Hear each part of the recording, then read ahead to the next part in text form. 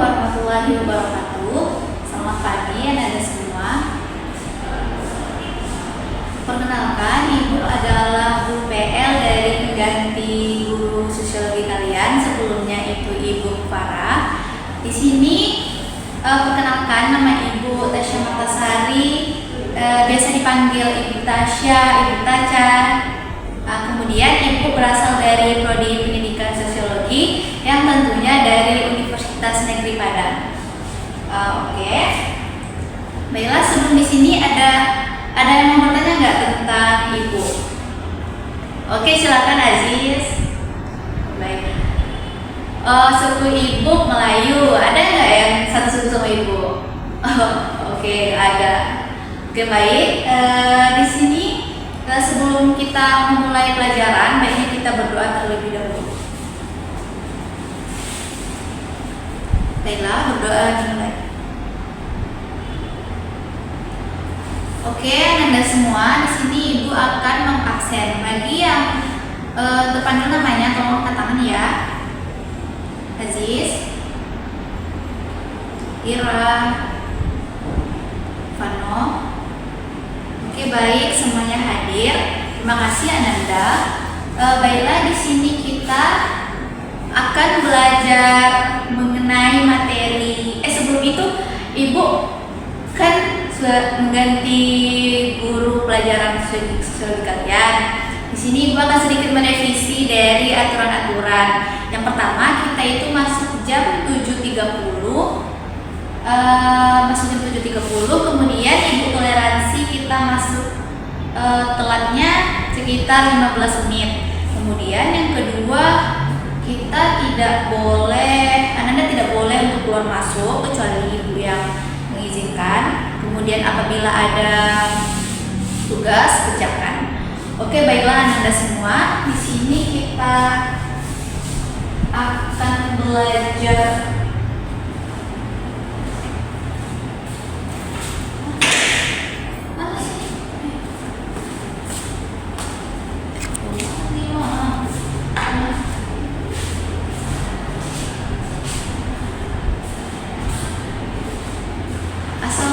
warahmatullahi wabarakatuh. Selamat pagi Anda semua. Oke. Perkenalkan, Ibu adalah pengganti dari guru PL kalian, guru sosiologi kalian. Sebelumnya adalah Ibu Eva. Di sini Ibu adalah berasal dari Universitas Negeri Padang. Nama Ibu Tasya Martasari, biasa dipanggil Ibu Tasya atau Ibu Taca. Kemudian Ibu berasal dari Prodi Pendidikan Sosiologi. Oke, baik. Di sini sebelum kita memulai pelajaran, alangkah baiknya kita berdoa terlebih dahulu. Ya. Doa dimulai. Oke, baik Anda semua. Di sini kita akan mengabsen terlebih dahulu ya. Bagi yang namanya terpanggil, tolong tunjuk tangannya dan bilang hadir. Aziz, Ira, Vano. Oke, baik, terima kasih Ananda. Sebelumnya, karena Ibu mengganti guru sosiologi kalian, Ibu akan sedikit merevisi beberapa aturan. Yang pertama, kita itu masuk, Ananda semua masuk itu jam 7. Kemudian Ibu kasih toleransi telatnya sekitar 10 menit. Jadi Ananda yang telah masuk itu bisa masuk jam 7.10. Lebih dari itu, Ibu akan memberikan sedikit konsekuensi yang nanti akan kita sepakati. Oke, kemudian yang kedua, kita tidak boleh, Ananda semua tidak boleh untuk keluar masuk kelas tanpa seizin dari Ibu. Yang ketiga, tugas harus dikumpulkan tepat waktu, dan apabila tidak dikumpulkan maka akan mendapatkan sanksi.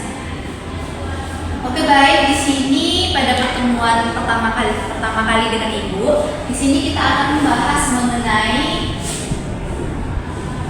perubahan sosial. Oke, baik. Kita akan membahas mengenai pengertian perubahan sosial terlebih dahulu. Yang mana perubahan sosial adalah suatu perubahan yang terjadi dalam kehidupan masyarakat. Perubahan ini merupakan segala bentuk perubahan yang terjadi pada lembaga sosial masyarakat, kemudian nilai, sikap, dan perilaku di antara individu atau kelompok. Kemudian hal ini yang dapat mempengaruhi sistem atau struktur sosial dalam kehidupan masyarakat. Contohnya saja ada dahulunya orang itu berkomunikasi menggunakan botol, kemudian ditulis dengan surat dan dimasukkan ke dalam botol dan dihanyutkan. Kemudian pada zaman yang sudah dahulu juga orang berkomunikasi itu menggunakan semacam merpati, kemudian dimasukkanlah surat. Kemudian namun pada zaman sekarang seiring dengan berkembangnya teknologi, berkembangnya globalisasi, maka komunikasi pada masyarakat itu semakin berubah, yang mana masyarakat sekarang sudah mulai menggunakan handphone, kemudian berinteraksinya lewat WhatsApp, lewat Instagram, lewat media sosial lainnya seperti Twitter ataupun Telegram. Maka hal itu menandakan suatu perubahan yang sangat relevan terjadi dalam kehidupan masyarakat kita saat sekarang ini. Oke, baik, itulah. Kemudian kita akan masuk mengenai materi faktor penyebab dari perubahan sosial. Nah, faktor penyebab terjadinya perubahan sosial ini terbagi menjadi dua. Yang pertama yaitu faktor internal, yang mana faktor internal ini adalah faktor yang menyebabkan perubahan sosial itu yang terjadi pada diri individu atau yang terjadi pada masyarakat, dalam masyarakat itu sendiri. Nah, di sini dapat kita klasifikasikan faktor internal yang pertama yaitu perubahan jumlah penduduk, yang mana perubahan ini sepertinya terjadi peningkatan atau penurunan jumlah penduduk yang dapat menyebabkan perubahan sosial. Contohnya urbanisasi dari desa ke kota. Maka hal ini akan menyebabkan suatu perubahan sosial. Kemudian yang kedua itu ada penemuan baru, yang dimana penemuan baru ini dapat mengubah cara hidup masyarakat. Penemuan baru ini kita dapat disebabkan karena adanya sebelumnya sistem yang tidak sesuai, kemudian yang tidak sesuai dengan masyarakat, maka ditemukanlah penemuan baru. Kemudian yang ketiga itu ada pemberontakan, di mana pemberontakan ini terjadi pada dalam suatu masyarakat terhadap sistem yang ada. Kemudian kita masuk pada faktor eksternal. Nah, faktor eksternal ini terbagi menjadi dua. Yang pertama yaitu bencana alam, yang mana contohnya banjir, tsunami, dan bencana alam lainnya. Maka ini akan menyebabkan suatu perubahan. Contohnya dari banjir orang akan kehilangan harta benda, kehilangan rumah. Kemudian hal itu akan dapat menyebabkan suatu perubahan yang signifikan dalam masyarakat. Kemudian yang kedua itu ada masuknya budaya, yang mana atau kontak budaya, yang mana di sini kontak budaya ini adalah interaksi budaya kita, budaya masyarakat ini dengan budaya-budaya luar. Contohnya seperti budaya K-pop, yang mana budaya K-pop itu akan datang masuk ke dalam budaya kita. Kemudian hal ini akan menyebabkan suatu akulturasi budaya, yang mana adanya penyesuaian budaya, kemudian adanya pencampuran budaya, contohnya dari gaya rambut ataupun gaya berpakaian.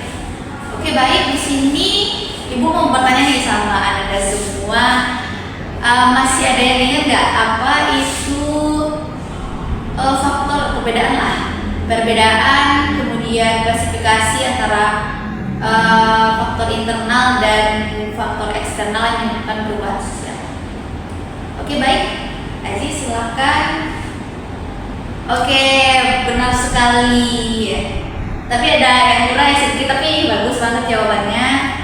Emang dimana faktor internal ini adalah faktor yang menyebabkan perubahan dalam masyarakat itu sendiri, dari masyarakat itu sendiri. Sedangkan faktor eksternal itu perubahan sosial itu disebabkan karena budaya-budaya lain yang berasal dari luar masyarakat. Oke, kita masuk kepada dampak dari perubahan sosial, yang mana dampak perubahan sosial ini terbagi menjadi dampak positif, dampak yang baik, dan dampak negatif.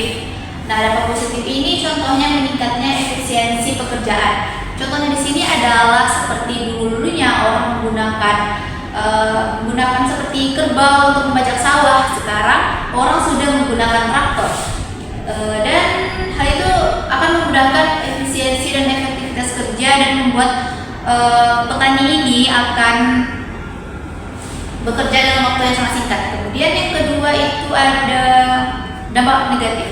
Nah, dampak negatif itu sangat memunculkan seperti konflik. Nah, perubahan-perubahan tersebut juga dapat memunculkan berbagai konflik dalam masyarakat. Contohnya itu seperti perbedaan kelompok yang disebabkan karena perbedaan suku, perbedaan agama, kemudian ras dan kesenjangan ekonomi. Oke, baiklah, di sini untuk memahami secara lebih lanjut dan memahami materinya yang bukan hanya dari teori, maka Ibu akan memberikan sebuah video. Perkembangan teknologi membuat kebiasaan orang beralih untuk belanja online. Tapi tahu gak sih, kenapa sekarang banyak orang lebih memilih untuk belanja online? Langsung aja simak sampai habis ya. 1. Banyak promo. Platform online shopping seringkali menawarkan banyak promo, mulai dari gratis ongkir, cashback, hingga voucher potongan harga. Hal ini yang membuat belanja di online harganya lebih terjangkau, yang jadi incaran pelanggan. Kedua, hemat waktu dan ongkos. Karena belanja online cukup lewat handphone atau laptop aja, barang pun diantar langsung ke rumah. Jadi, nggak perlu datang langsung ke toko. Bisa hemat biaya parkir dan uang transport. 3. Banyak pilihan produk. Sekitar 63% orang yang belanja online lebih mudah memilih produk sesuai dengan pilihan dan tren. Karena mereka tinggal cari produk dalam satu platform. Alasan ini lebih efisien dan nggak perlu cari dari toko ke toko lain.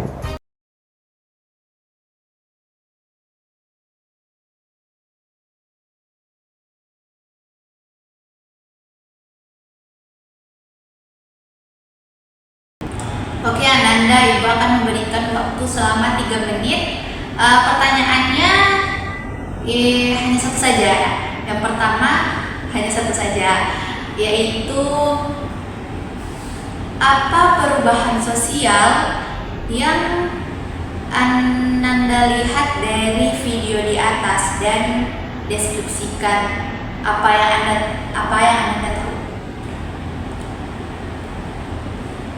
Oke, baik, semuanya ditulis dalam kertas 1 lembar ya. Oke, dalam waktu 3 menit. Oke, baik, terima kasih Ananda, kertasnya udah Ibu kumpulin. Oke, bagus, jawabannya sangat menarik sekali. Contohnya jawaban dari Aziz, kemudian dari Faro, Fano, dan Ira.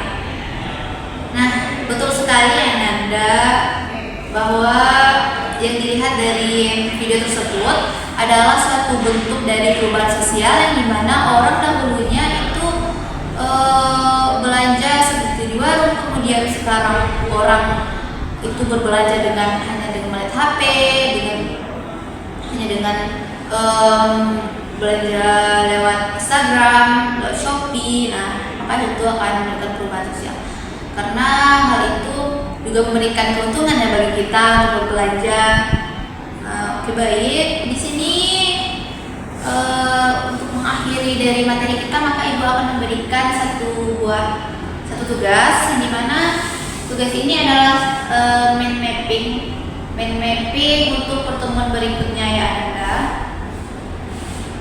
Pertemuan berikutnya kita akan bahas mengenai perubahan budaya dalam masyarakat. Oke, baik, tugasnya itu dikumpul minggu depan. Buatnya itu di double folio, tulis tangan, tidak boleh diketik. Oke, baik Ananda, apakah ada yang ingin bertanya atau yang kurang jelas? Oke, baik, jika tidak ada, materi kita hanya cukupkan sampai di sini. Dan besok Ibu harapkan Ananda sudah mempersiapkan bahan, mempersiapkan materi, mempersiapkan tugas, mind mapping yang sudah ada untuk kelas ini. Oke, baik, hanya itu saja. Akan pamit undur diri karena kalian juga ada pelajaran berikutnya. Oke, assalamualaikum warahmatullahi wabarakatuh.